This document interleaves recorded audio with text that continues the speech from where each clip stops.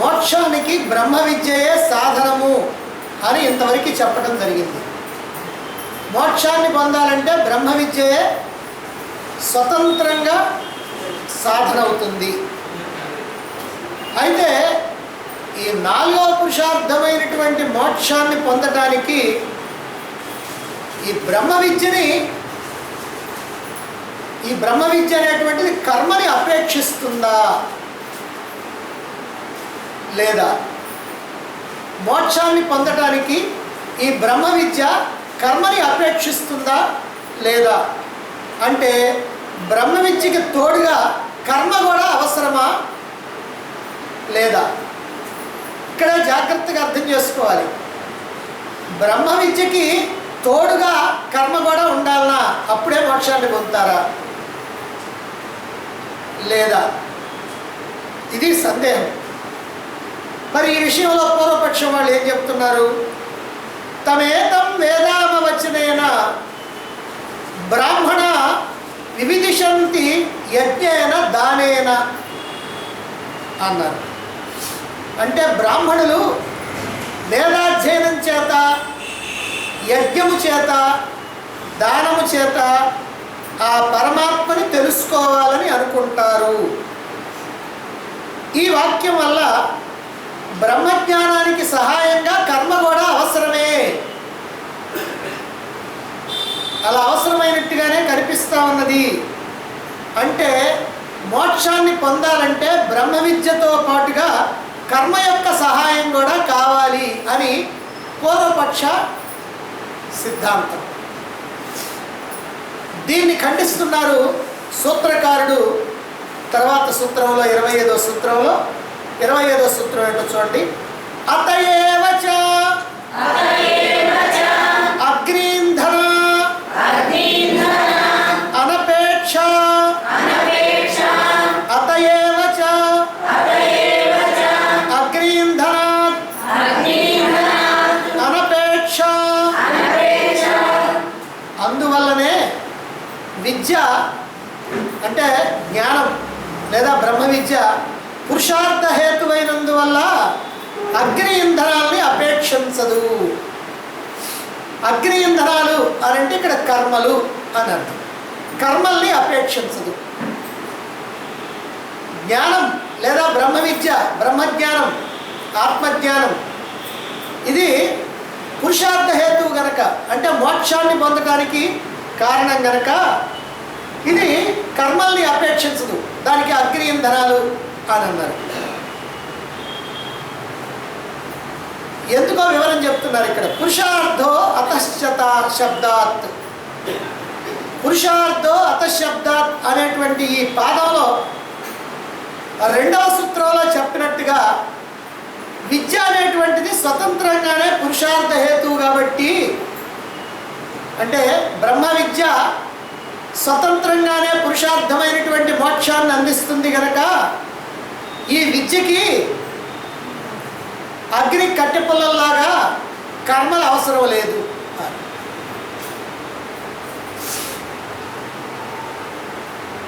ఆత్మజ్ఞానానికి కర్మలతో పని లేదు. ఆత్మజ్ఞానం స్వతంత్రంగానే మోక్షాన్ని ఇస్తుంది కాబట్టి కర్మలు కూడా ఉంటేనే మోక్షం అనేటువంటి మాట మాత్రం లేదు. బ్రహ్మజ్ఞానం తనంతట తానుగా మోక్షాన్ని కలిగిస్తుంది కాబట్టి కర్మల్ని జోడించాల్సినటువంటి పని లేదు. అంటే విద్య కర్మల్ని అపేక్షించదు అనేది సిద్ధాంతం. అందుకే జ్ఞానమే మోక్ష సాధనం, కర్మల సాయం అవసరం లేదు అది.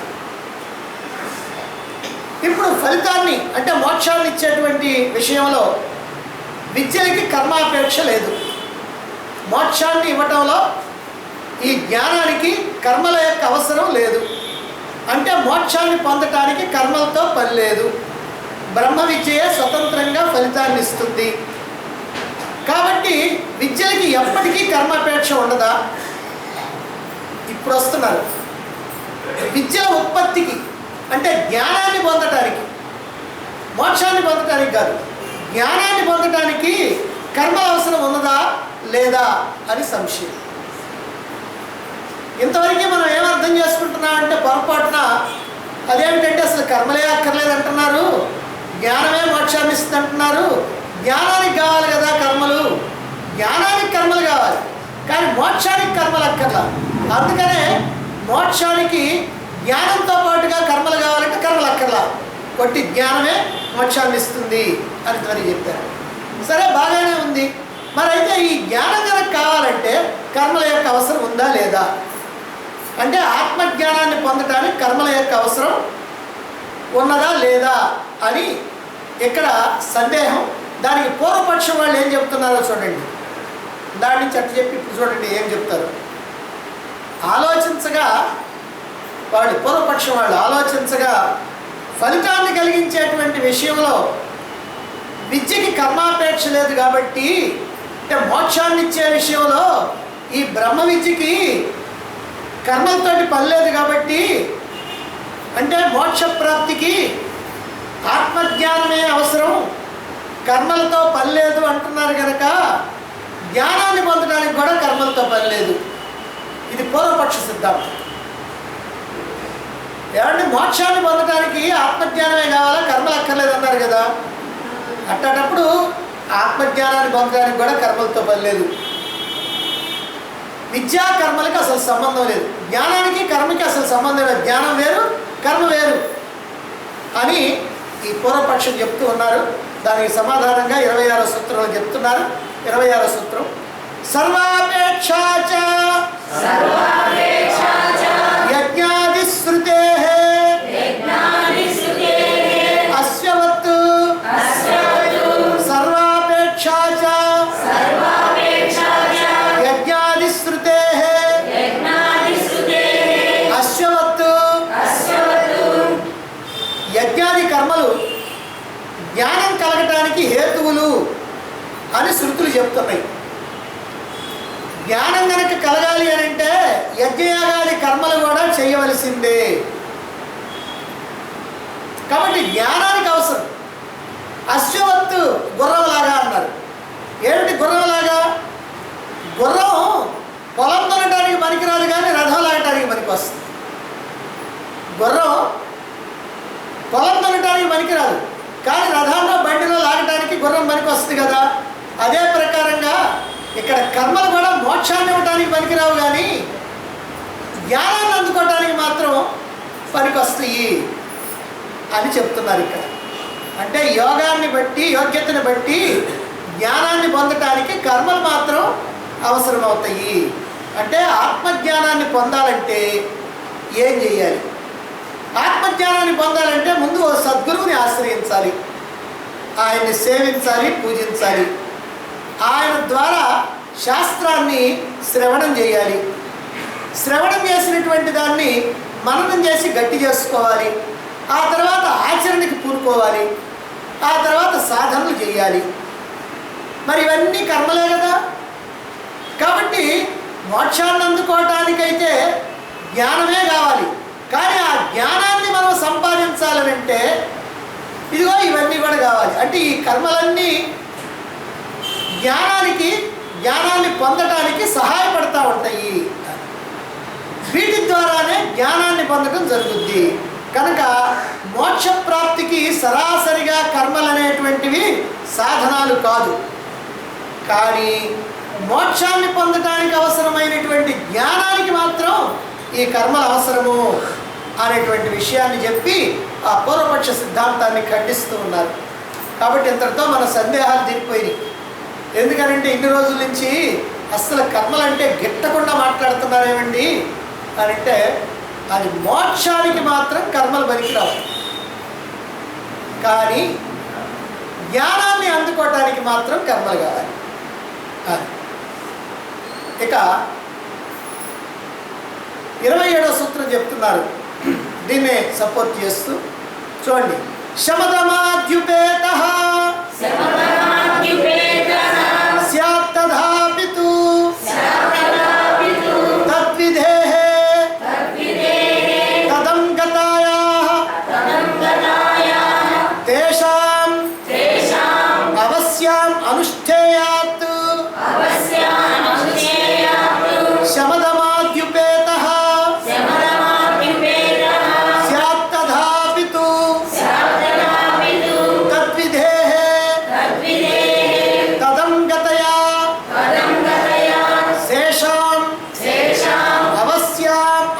అనుష్ఠేయాత్, అవశ్యం అనుష్ఠేయాత్, తప్పనిసరిగా అనుష్ఠించాలి. బ్రహ్మ విద్య స్వయంగా మోక్ష సాధనమే అయినప్పటికీ బ్రహ్మ విద్యను కోరేటువంటి వాడు శమదమాదులతో కూడి ఉండాలి. ఎవడైతే బ్రహ్మజ్ఞానాన్ని అందుకుంటాడో అతనికి శమదమాదులు ఉండాలా, అంటే ఇంద్రియ నిగ్రహం, మనోనిగ్రహం మొదలైనటువంటివి ఉండాలి. ఎందుకని? అవి అంగాలుగా విధించబడ్డాయి గనక, అంటే అవి జ్ఞానానికి అంగాలుగా విధించబడ్డాయి కనుక వాటిని తప్పక అనుష్ఠించాలి. అవశ్యం అనుష్ఠేయ, తప్పక అనుష్ఠించాలి. బ్రహ్మ విద్యని పొందడానికి 2 సాధనాలు ఉన్నాయి. ఒకటేమో బహిరంగ సాధన, రెండవదేమో అంతరంగ సాధన. బహిరంగ సాధన ఏమో యజ్ఞయాగాది క్రతువులు, పూజా పునస్కారాలు, పారాయణలు మొదలైనటువంటివన్నీ బహిరంగ సాధన. అంతరంగ సాధనలేమో శమదమాదులు. ఈ శమదమాదులు, స్వాధ్యాయము మొదలైనటువంటివన్నీ కూడా అంతరంగ సాధన. తస్మాదేవం విత్ శాంతో దాంత ఉపరత స్థితిక్షు సమాహిత శ్రద్ధావిత్తో భూత్వా ఆత్మన్యేవాత్మానం పశ్యేత్.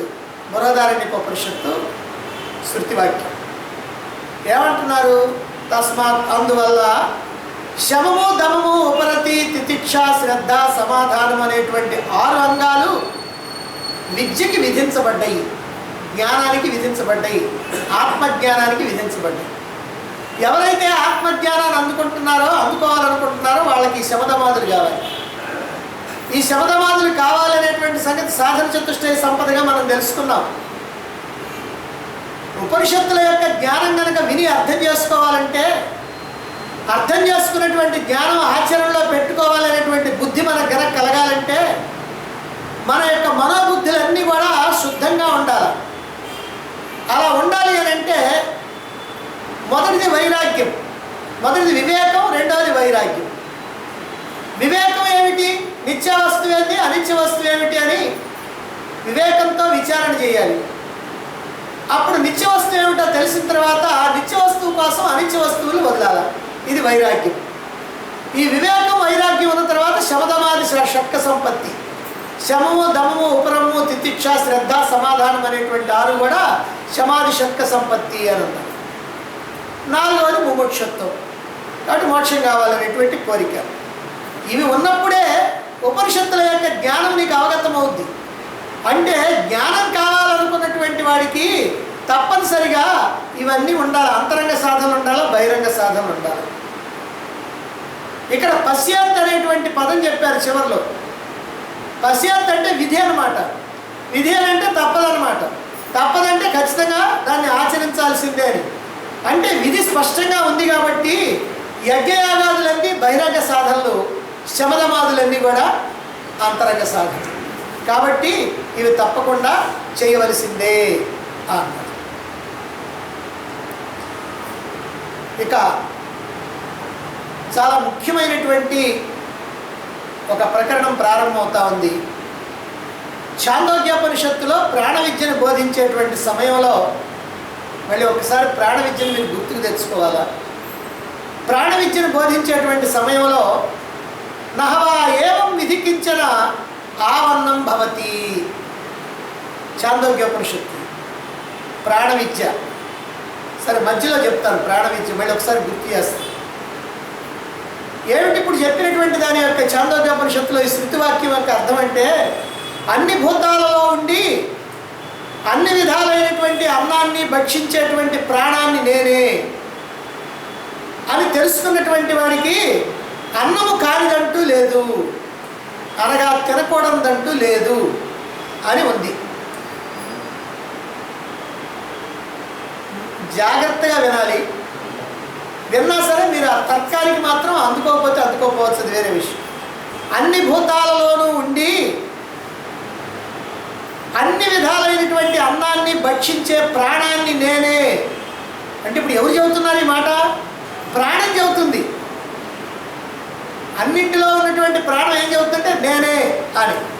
దాన్ని ఒక్కదాన్ని అర్థం చేసుకోకపోతే ఇలా ప్రాణాన్ని నేనే అని తెలుసుకున్నటువంటి వాడికి అన్నము గారిదంటూ లేదు, అంటే తినకూడదంటూ లేదు, అంటే అన్ని తినొచ్చు. ఎవరు ఇది ఒక్క విషయం తెలుసుకున్నాడు అన్ని తినొచ్చు అని మనం అర్థం చేసుకుంటాం. అంటే ఏ అన్నాన్నైనా తినొచ్చనే, లేక ప్రాణోపాసనను స్తుతించడం కోసం చెప్పిందా? ఇది ఇక్కడ సందేహం. అయితే ఇక్కడ పూర్వపక్షం ఏం చెబుతుందో చూడండి. ఆచరణ కోసం చెప్పేవే కదా ఉపదేశాలు, ఆచరించడం కోసమే కదా ఉపదేశాలు చెప్పేది. కాబట్టి అన్ని అన్నాలు తినొచ్చు, అభక్ష్యం అనేటువంటిది లేదు, అంటే తినకూడదంటూ లేదు అని పూర్వపక్షం. దా చెప్పుకున్నావే, అదే వీళ్ళు అర్థం చేసుకుంది. ఏమర్థం చేసుకున్నారు? అన్ని భూతాల్లో ఉండి అన్ని ప్రాణుల్లో ఉండి అన్ని అన్నాలని భుజించేది నేనే, ఆ ప్రాణాన్ని నేనే అనేటువంటి విషయం తెలుసుకున్నటువంటి వాడు అన్నారు కదా. అందుకని ఆ మాట తెలుసుకున్నటువంటి వాడు ఏమైనా తినొచ్చు, ఏమైనా తినొచ్చు అని. దీన్ని ఖండించడానికి 28వ సూత్రం చెప్తున్నారు. సూత్రం చూడండి. సర్వాన్నానుమితిశ్చ ప్రాణాత్యయే తద్దర్శనాత్ సర్వాన్నానుమితిశ్చ ప్రాణాత్యయే తద్దర్శనాత్. శృతి చెప్పేది ఏమిటంటే ప్రాణాపాయ దశ యందు మాత్రమే అన్ని రకాల అన్నాన్ని తినవచ్చు, తినడానికి అనుమతి ఉంది అని. ప్రాణాపాయ స్థితిలో ఉన్నప్పుడు ఏదైనా సరే తినకూడదు తినవచ్చు అన్నది లేకుండా ఏదైనా తినవచ్చు అని. అంటే అన్ని రకాల అన్నాన్ని మామూలుగా తినకూడదు, అభక్ష్యభక్షణం చేయకూడదు. కానీ ప్రాణం పోయేటువంటి స్థితిలో మాత్రం ప్రాణరక్షణ కోసమని దేన్నైనా తినొచ్చు. అయితే తినకూడదంటూ ఏదీ లేదు అనే మాట ఎందుకు చెప్పినట్టు? నా చెప్తున్నాం కదా, ఒక శృతివాక్యం ప్రకారం తినకూడదంటూ ఏదీ లేదు అన్నారు. ఎందుకు చెప్పినట్టు? అలాగని ఇంకో వాక్యం ఉంది, కిం మే అన్నం భవిష్యతీతి యత్ కించిదిదం అశభ్య అశకృభ్య ఇది. ఇది కూడా చాందోగ్యోపనిషత్తు ఏం చెబుతుంది ఇక్కడ? కుక్కలు పక్షులు మొదలైనటువంటి పశుపక్షాదులకి ఏది అన్నమో అదే నీకు అన్నం. అంటే కుక్కలు ఏం తింటాయో పక్షులు ఏం తింటాయో అదే నీకు కూడా అన్నం అని చాందోగ్యోపనిషత్తు చెబుతుంది. ఎందుకు చెబుతుందో తర్వాత చెప్పుకుందాం. యదిదం కించ అశ్వభ్య అకృమిభ్య ఆకీట పతంగేభ్య తత్తే అన్నం. ఇది బృహదారణ్యకోపనిషత్తు చెప్తుంది. ఏం చెబుతుంది? గుర్రాలకి క్రిమికీటకాదులకి పతంగ అంటే పక్షులకి ఆహారం అయ్యేదో అదే నీకు ఆహారం అని బృహదారణ్యకోపనిషత్తు చెబుతుంది. ఈ పూర్వపక్షులకైతే చాలా బాగుంటాయి ఈ మాటలు. ఎందుకని చూసారా, చెప్పారు కదా, అందుకని ఏ పడితే ఇది తినొచ్చు.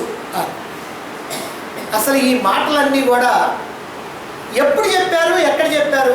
చాందోగ్యోపనిషత్తులో బృహదారణ్యకోపనిషత్తులో ప్రాణ విద్యను గురించి చెప్పేటప్పుడు చెప్పారు. ప్రాణ విద్యను బోధించేటువంటి సందర్భంలో ఉన్నాయి. ప్రాణ విద్యలో వాక్కు మొదలైనటువంటి ఇంద్రియాలు ప్రాణాన్ని ప్రస్తుతిస్తాయి. సమస్తం ఏమని ప్రశ్నిస్తున్నాయి? సమస్తమైనటువంటి జీవులు, జంతువులు, పక్షులు, క్రిమికీటకాదులు భక్షించేటువంటి అన్నాన్ని నీవే భక్షిస్తున్నావు అని ప్రాణాన్ని ప్రశంసిస్తున్నాయి. ప్రాణోపాసన ఇప్పుడు నేను చెప్తాను మళ్ళీ ఒకసారి, ఆ రోజు విననటువంటి వాళ్ళకు కూడా. ప్రాణోపాసన అంటే ఏమిటంటే ఈ దేహంలో ఉన్నటువంటి అన్ని అవయవాలు కూడా మేం గొప్ప అంటే మేం గొప్ప అని పాల్గొన్నాయి అంటారు. సరే, ఇట్టు అనుకుంటే లాభం లేదు, దీన్ని ఎవరో ఒకరు పెద్ద మనిషి దగ్గరికి పోయి తెలుసుకుందాం అనుకొని బ్రహ్మదేవుడి దగ్గరికి వెళ్ళి వాక్కు, కన్ను, చెవి, మనసు, ప్రాణం ఈ 5 కూడా అక్కడికి పోయిన తర్వాత నువ్వు చెప్పవయ్యా అన్నాయి. సరే, ఆయన ఏం చెబితే ఎవరికి కోపం వస్తుందో నాకెందుకు లేనుకొని ఒక మాట చెప్పాడు. ఏం చెప్పాడు? మీరందరూ కూడా దేహంలో ఉంటున్నారు కదా, ఎవరైతే దేహంలో నుంచి పోయిన తర్వాత ఈ దేహం ఎందుకు పని చేయకుండా పనికి రాకుండా పోద్దో అదిగో వాళ్లే గొప్ప అన్నాడు. ఓహో సరే నేను చూసుకుంటావాలని చెప్పి వచ్చారు. వచ్చిన తర్వాత ముందుగా వాక్కు బయటికి పోయింది.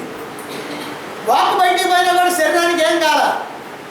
మూగవాడు ఎట్లయితే హాయిగా ఉన్నాడో అట్లానే ఉంది శరీరం.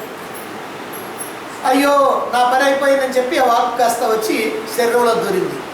అప్పుడు కన్ను పోయింది బయటికి. గుడ్డివాడు ఎట్లయితే హాయిగా బతుకుతున్నాడో అట్లే బతుకుతూ ఉన్నాడు. అయ్యో నా వల్ల కూడా ఏం కాలేదు, నేనే గొప్పగానే అని చెప్పి కన్ను కూడా వచ్చేసింది. అప్పుడు చెవి పోయింది. చెవిటోడు ఎట్లయితే ఉంటున్నాడో హాయిగా అలాగనే ఉంటున్నాడు. అందుకని నాది కూడా ఏం గొప్పతనం లేదని పోయింది. ఇక మనసు పోయిన తర్వాత ఇంకా ఎక్కువ ఉపయోగం కలిగింది. మనసు ఉన్నప్పుడు కనుకైతే ఈ రాగద్వేషాలని, మంచని, చెడని, అవని ఇవని రకరకాల వ్యవహారాలు ఉండి, మనసు పోయేటప్పటికల్లా అమనస్కం అయిపోయింది. అమనస్కం అయిపోతే ఇంకా హాయిగా ఉంది. అందుకని చెప్పి మనసు వచ్చి ఏంటి మీ సంగతి అంటే, నువ్వు కనకపోతే మాకు ఇంకా హాయిగా ఉందని. వామ్మో సర్లే అని చెప్పి ఆ మనసు కూడా వచ్చింది. ఇప్పుడు ప్రాణం పోయిన తర్వాత అన్నీ పోయి ఏమైపోయినాయి? కన్ను కనపడతల్లా, చెవికి వినపడతల్లా, ముక్కు వాసన పీల్చటల్లా, వాక్కు పలకటల్లా, శరీరం కదలటల్లా ఏమీ లేవు. అంతా అయిపోయింది, ప్రాణం పోయింది. కాబట్టి ప్రాణం మళ్ళీ తిరిగి వచ్చిన తర్వాత ఏందని అడిగితే, అమ్మో నువ్వు లేకపోతే మేము అసలు ఏమి లేవు, నువ్వు ఉంటేనే, కాబట్టి నువ్వు రావయ్యా బాబు అని చెప్పి దాన్ని ఆహ్వానించి, అప్పుడు ప్రాణోపాసన, ప్రాణమే బ్రహ్మము అని ఉపాసన చేయాలన్నారు. అదిగో ఆ సందర్భంలో ఈ వాక్కు మొదలైనటువంటి ఇంద్రియాలు ప్రాణాన్ని అంటున్నాయి. అంటే చాలా మాటలు అన్నాయి, అవన్నీ ఇక్కడ చెప్పలేదు. ఈ ఒక్కదాన్ని ఇక్కడ చెప్తున్నారు, ఎందుకంటే దీనికి అవసరం కాబట్టి. ఏమంటున్నాయంటే, ఓ ప్రాణమా నువ్వు సామాన్యురాలివా, నువ్వు చాలా గొప్ప, మేమందరం ఎందుకు పనికిరావు, నువ్వు మాత్రం చాలా గొప్ప. అసలు ఈ లోకంలో ఉన్నటువంటి సమస్తమైనటువంటి జనులు కానీ, కుక్కలు కానీ, నక్కలు కానీ, జంతువులు కానీ, క్రిములు కానీ, కీటకాలు కానీ, పక్షులు కానీ, అవన్నీ ఏ అన్నాన్ని అయితే తింటా ఉన్నాయో అదంతా కూడా నీకు ఆహారం కదా అని చెప్పి ఆ ప్రాణమే బ్రహ్మము అని ఉపాసన చేయాలి. ఆ ప్రాణమే బ్రహ్మమని ఎవరైతే ఉపాసన చేస్తారో వాళ్ళకి క్రమముక్తి, ప్రాణోపాసన, ప్రాణ విద్య, అదిగో వాళ్ళకి క్రమముక్తి లభిస్తుంది. ప్రాణాన్ని బ్రహ్మముగా ఉపాసన చేస్తే ఇది ప్రాణ విద్య. అందుకని ఇక్కడ ప్రాణాన్ని ప్రశంసిస్తున్నారు. కానీ ప్రాణము అన్ని ఆహారాలను తీసుకుంటున్నది ప్రాణాన్ని అంటున్నారు. అంతేగాని అక్కడ ఎవడో మనిషిగా తీసుకుంటా ఉంది, అది అర్థం చేసుకోవాలి ముందు. అంటే అన్ని రకాల ఆహారం కూడా ప్రాణానికి అన్నం. అన్ని రకాల ఆహారం అన్ని రకాల జీవుల్లో ఉన్నటువంటి ప్రాణానికి అన్నం. అంతే తప్ప కుక్కలు, నక్కలు, క్రిమికీటకాలు తినే ఆహారం మానవులకు అన్నము అని అర్థం కాదు. కాబట్టి సర్వాన్న భక్షణం అనేది, అంటే అన్ని రకాల అన్నాన్ని భక్షించడం అనేది మానవునికి విధి కాదు. ఈ పైన చెప్పినటువంటి మంత్రాలు, ఇందా చెప్తున్నా 2 మంత్రాలు, ఆ మంత్రాలు ఏవైతే ఉన్నాయో సమస్త జీవ జంతువులు, అంటే సమస్త జీవులు జంతువులు భక్షించేటువంటి అన్నాన్ని ప్రాణమే భక్షిస్తున్నది అని ధ్యానించాలి. ఇది ఇక్కడ ధ్యానం చేయాల్సింది.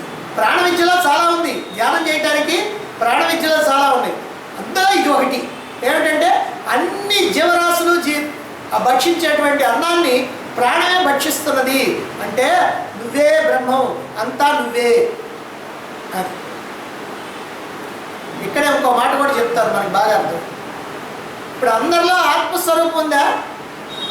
జంతువుల్లో, కుక్కల్లో, నక్కల్లో, పిల్లుల్లో, పందుల్లో, పక్షుల్లో అన్నింటిలో ఉంది కదా. మరి అహం వైశ్వానరో భూత్వా ప్రాణినాం దేహమాశ్రిత ప్రాణాపాన సమాయుక్త పచామ్యన్నం చతుర్విధం. మీరు తినేటువంటి అన్నం మొత్తం కూడా 4 రకాలైనటువంటి అన్నాన్ని నేనే భుజిస్తున్నాను, లోపల పరమాత్మ అన్నాడు కదా. సరే, ఇంతవరకు బాగానే ఉంది. మరి కుక్కలు తినే అన్నం కూడా పరమాత్మ భుజిస్తున్నాడా?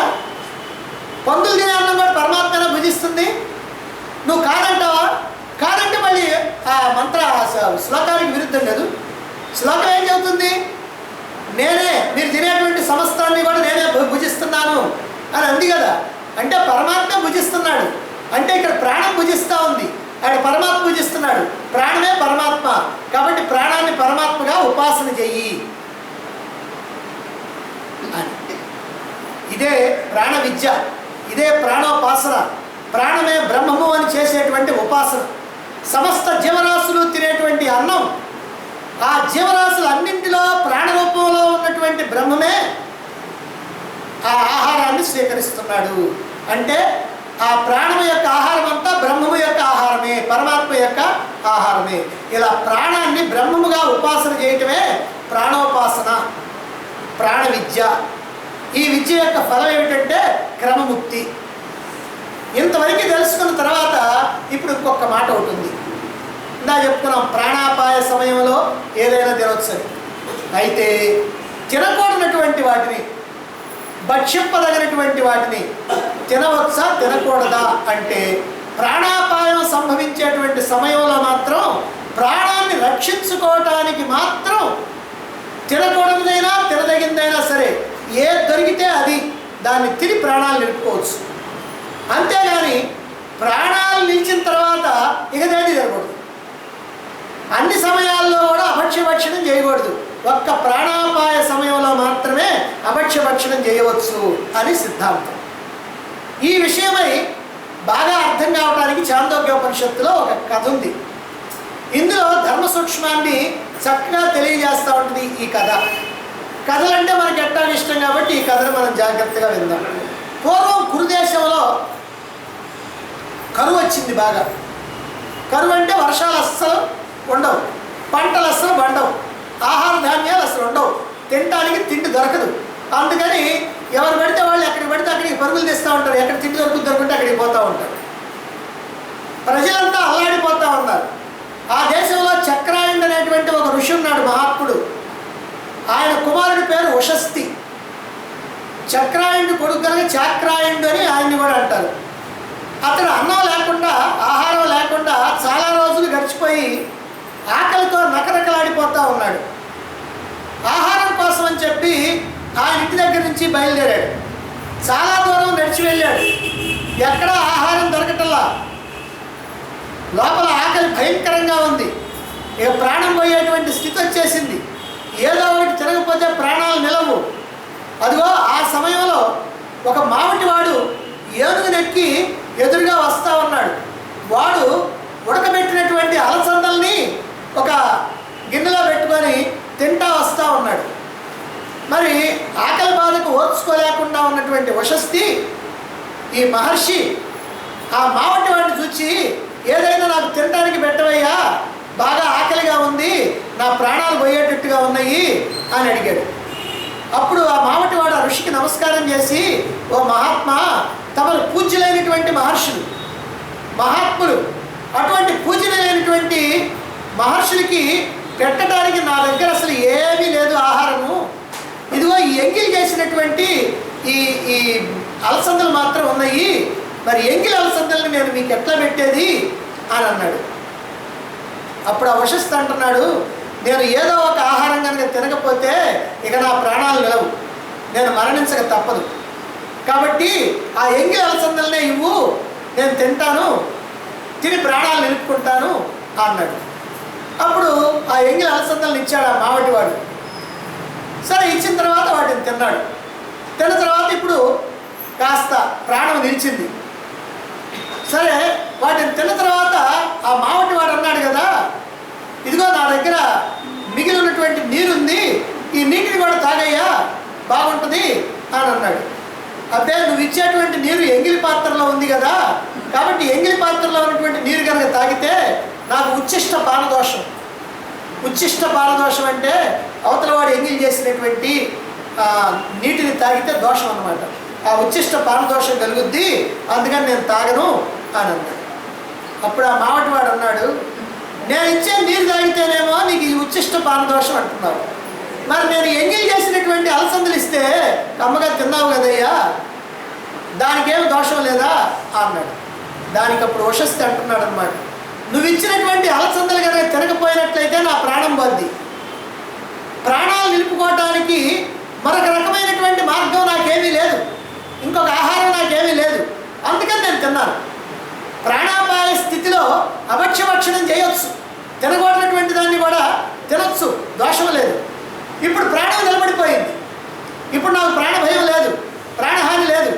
ఈ స్థితిలో నేను కనుక ఎంగిలి నీరు కనుక తాగినట్టయితే అప్పుడు నాకు ఉచ్ఛిష్ట పానదోషం కలుగుతుంది అని చెప్పి తాను తినగా మిగిలినటువంటి అలసందల్ని ఇంటి దగ్గర ఉన్నటువంటి భార్య కోసం అని చెప్పి ఆయన మూట కట్టుకొని తీసుకొని వెళుతున్నాడు. మరుసటి రోజు కూడా వాటినే తిన్నాడు. ఎందుకంటే ఎన్ని రోజులైనా అక్కడ ఆహారం దొరకదు. అందుకని మరుసటి రోజు కూడా ప్రాణం పోద్దని అనుకున్నప్పుడు వాటినే తిన్నాడు. ఇది కథ. ఈ కథలో మనకి ఏమర్థమవుద్ది? రెండు ఎంగిలియే, అలసందలు ఎంగిలియే, నీరు ఎంగిలిది.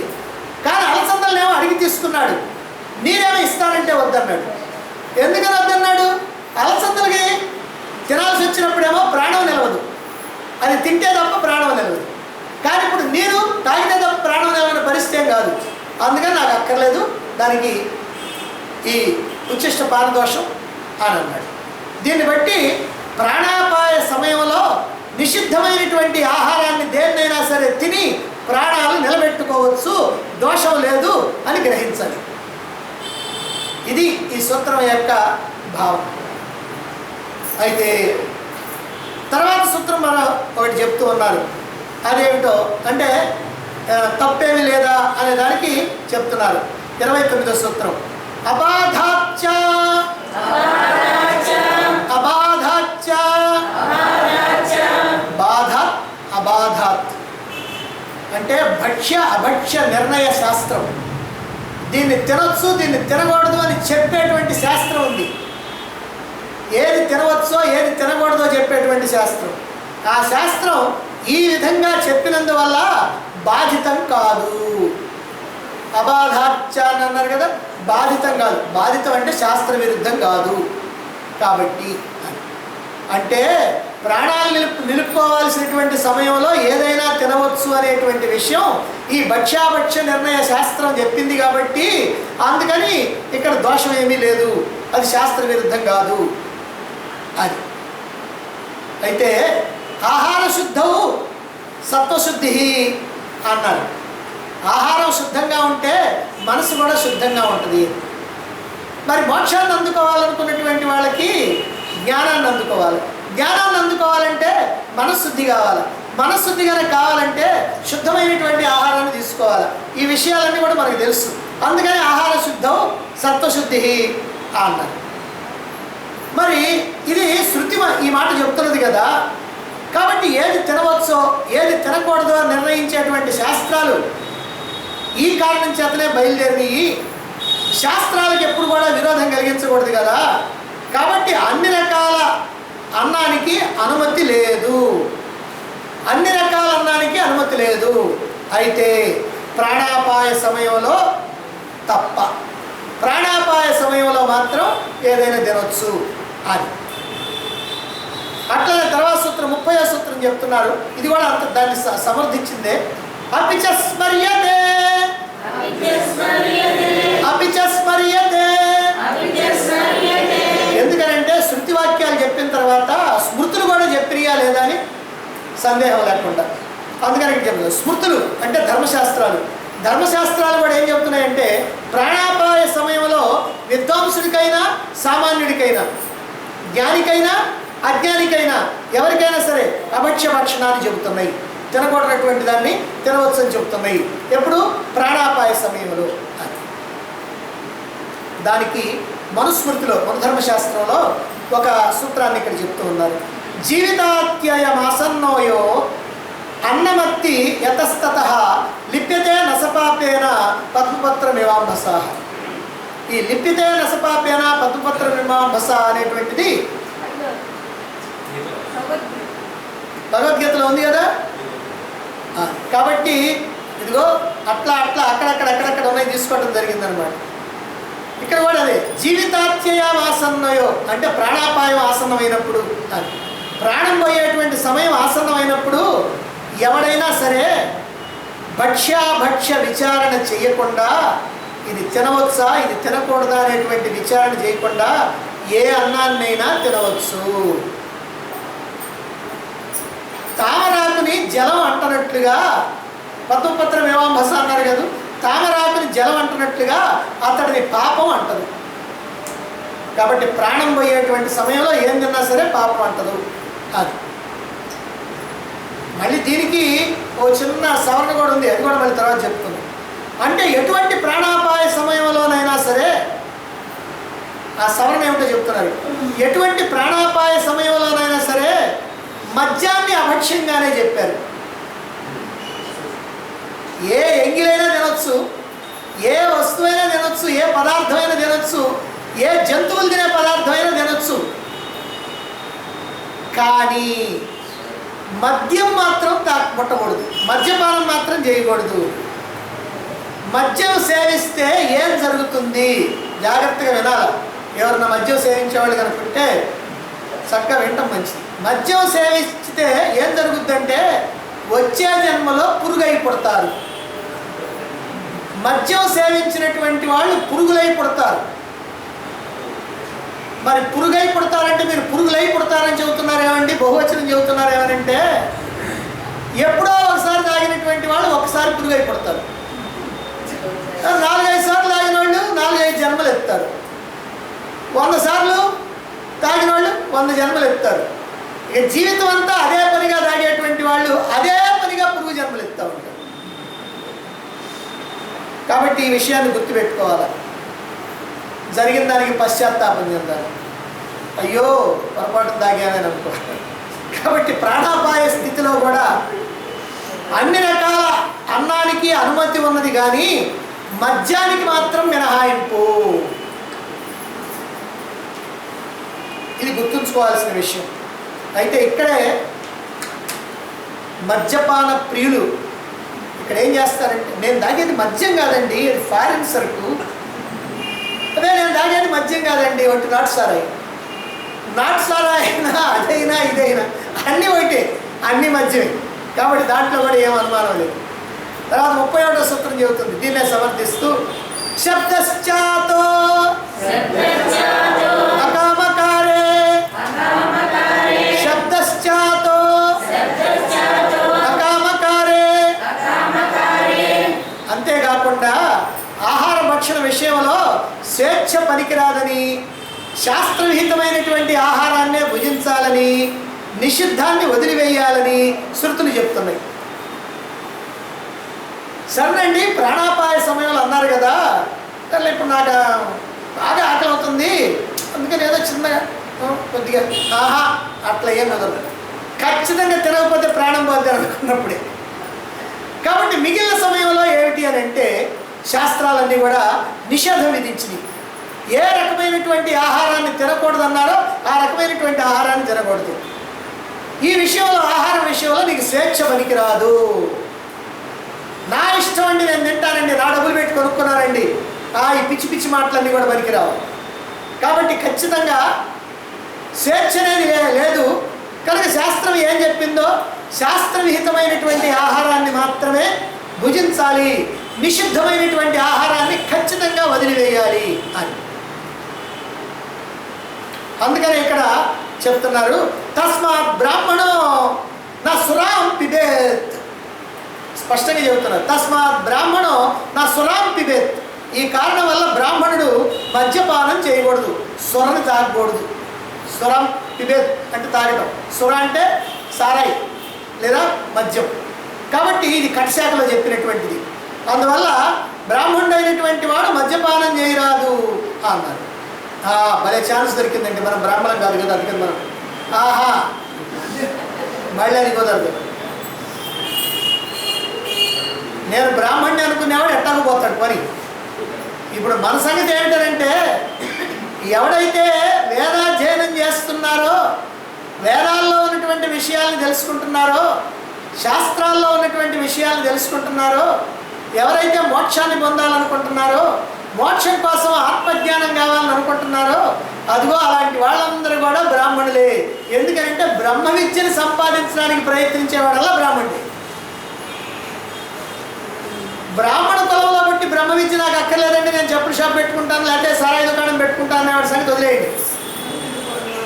వాడు అబ్రాహ్మణుడు, దాంట్లో ఏం సందేహం లేదు. కానీ నీ కులంతో ఇక్కడ సంబంధం లేదు. ఇక్కడ బ్రాహ్మణుడు అంటే బ్రహ్మజ్ఞానాన్ని పొందడానికి ప్రయత్నం చేసేవాడు బ్రాహ్మణుడు. అందుకనే బ్రహ్మజ్ఞాన సంపన్నుడే బ్రాహ్మణుడు అని చెప్పేది. కాబట్టి ఇలా బ్రాహ్మణుడైనటువంటి వాడు అని అంటే ఎవడో తాగితే తాగాడు, ఏమంటే వాడు తాగాడు కదా అని అంటే కాదు. కానీ నువ్వు మోక్షాన్ని అందుకోవాలనుకొని, బ్రహ్మజ్ఞానాన్ని పొందాలనుకొని పొందుతున్నటువంటి వాడు మాత్రం ఇదిగో ఈ మద్యాన్ని అస్సలు ముట్టకూడదు. ప్రాణం పోయేటప్పుడు కూడా ఎందుకు ముట్టకూడదు? ఏమండి ప్రాణం పోద్ది కదా. ప్రాణం పోతే పాని, మద్యం మాత్రం ముట్టు. ఇందాక ఎంగిల్ తిను, వాడు పెట్టిన ఎంగిలి కూడా తిన్నాడు ఆయన, పాపం ఋషి ఆయన. ఎందుకని? ప్రాణం పోద్ది కాబట్టి అక్కడ తినొచ్చు, కానీ మద్యం మాత్రం పనికిరాదు. ఇప్పుడు ప్రాణ విద్యలో సర్వాన్నానుమితి అని ఇందాక మనం చెప్పుకున్నాం. సర్వాన్నానుమితి అన్ని రకాలైనటువంటి అన్నం, అన్ని రకాలైనటువంటి అన్నాన్ని తినవచ్చు అనేటువంటిది మనకు కాదు, ప్రాణాన్ని ప్రశంసిస్తూ చెప్పినటువంటి మాట. ప్రాణాన్ని ప్రశంసిస్తూ వాక్కు మొదలైనటువంటి ఇంద్రియాలు, వాక్కు, కన్ను, చెవి మొదలైనటువంటి ఇంద్రియాలు చెప్పిన మాటే కానీ ఏది ప్రాణాన్ని ఆహా నువ్వు ఇంతటివాడివి అంతటివాడివి, నువ్వు అన్ని రకాల అన్నాన్ని తినగలిగినటువంటి వాడివి అని ప్రాణాన్ని ప్రశంసిస్తూ చెప్పినటువంటి మాటే కానీ మానవుడు అన్నీ తినొచ్చని కాదు. అలాగే ప్రాణాపాయ సమయంలో అభక్ష్యభక్షణం చేయవచ్చు అని చెప్పినటువంటి దానిలో కూడా మద్యపానానికి మినహాయింపు, మద్యపానం మాత్రం కూడదు. కాబట్టి ఒక్క మాటలో చెప్పాలంటే ప్రాణం పోయే సమయంలో కూడా మద్యపానం మాత్రం పనికిరాదు అనేది సారాంశం. ఈ ప్రకారంగా మనం ఈ విషయాల మీద రూఢిగా మనం కొన్ని తెలుసుకున్నాం. అంటే ఎప్పుడు ఆహారాన్ని ప్రాణాపాయ సమయంలో ఎటువంటి ఆహారాన్ని తినొచ్చు, కానీ మామూలుగా మాత్రం ఎప్పుడు కూడా శాస్త్రం చెప్పినట్టుగా నిషిద్ధమైనటువంటి దాన్ని తినకుండా శాస్త్రహితమైనటువంటి దాన్నే తినాలి. ఇందులో నీకు స్వేచ్ఛ లేదు. అప్పుడే నీవు అదిగో పరమాత్మని అందుకోవటానికి అర్హతని కలిగి ఉంటావు అనేటువంటి విషయాన్ని చెప్తూ దానితోటి ఆ ప్రకరణాన్ని ముగిస్తున్నారు. మరొక ప్రకరణాన్ని మనం రేపు చెప్పుకుంటాం.